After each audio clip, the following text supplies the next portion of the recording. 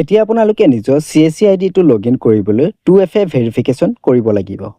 So 2FA verification কেনেদৰে আপোনালোকে কৰিব আজি এই ভিডিঅ'টোত মই আপোনালোকক সবিশেষ তথ্য জনাই দিম। সো ভিডিঅ'টো শেষলৈকে চাই থাকিব আৰু এনেকুৱা নতুন আপডেটবোৰ বিষয়ে আপোনালোকে আমাৰ এই চেনেলৰ জৰিয়তে আগতীয়াকৈ লাভ কৰিবলৈ আমাৰ চেনেলটো সাবস্ক্ৰাইব কৰি ৰাখিবলৈ নাপাহৰিব।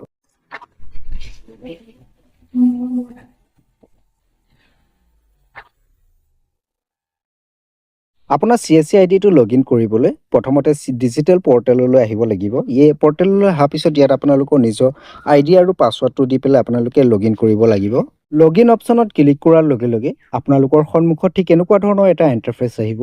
ইয়াত আপোনালোকে দেখা পাইছে অথেন্টিকেশ্যন ভেৰিফিকেশ্যন। সো ইয়াত আপোনালোকে তললৈ যদি মন কৰে দেখা পাব সিলেক্ট অথেন্টিকেশ্যন মেথড। সো ইয়াত আপোনালোকে তিনিটা অপশ্যনৰ জৰিয়তে আপোনালোকে ভেৰিফিকেশ্যন কমপ্লিট কৰিব পাৰিব। আধাৰ বেচিছ OTP, মানে আপোনাৰ যদি আধাৰ কাৰ্ডত মোবাইল নাম্বাৰ লিংক আছে তেতিয়াহ'লে আপোনালোকে আধাৰ বেচিছ OTPৰ জৰিয়তে আপোনালোকে লগইন কৰিব পাৰিব। ইয়াৰ পিছত দেখা পাই আছে আপোনালোকে আধাৰ বেচিছ ফিংগাৰ অথেন্টিকেশ্যন। সো ইয়াত আপোনালোকে ফিংগাৰ দি পেলাইও আপোনালোকে লগইন কৰিব পাৰিব। 3 নম্বৰ অপশ্যনটো হৈছে SMS বেছ OTP। সো আপোনালোকৰ মোবাইল নাম্বাৰত এটা SMS আহিব আৰু সেই SMSত যিটো OTP আহিব সেই OTPটোৰ জৰিয়তে আপোনালোকে লগইন কৰিব পাৰিব। সো মই SMSৰ যিটো OTP হয় ইয়াত মই ক্লিক কৰিছোঁ। ক্লিক কৰাৰ পিছত তলত দেখা পাব আপোনালোকে সেন্ড OTP। সো সেন্ড OTPত ক্লিক কৰিব।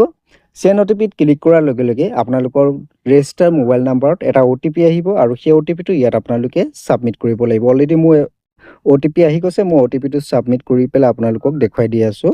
সো OTPটো আপোনালোকে টাইপ কৰাৰ পিছত ওচৰতে দেখা পাব ভেৰিফাই OTP। সো ভেৰিফাই OTPত ক্লিক কৰিব।